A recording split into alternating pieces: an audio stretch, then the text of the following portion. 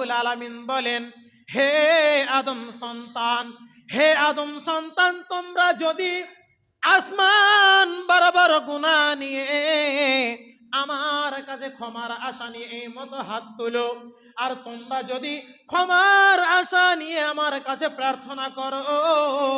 আমি আল্লাহ আসমান বরাবর গুনাহকে মাফ করে দেব। ক্ষমার ব্যাপারে আমি আল্লাহ কারো পারওয়া করি না। আল্লাহ রাব্বুল আলামিন বলেন, বান্দারে তোমরা যদি জমিন বারবার গুনাহ নিয়ে, জমিন বারবার গুনাহ নিয়ে, আসমান সম পরিমাণ গুনাহ নিয়ে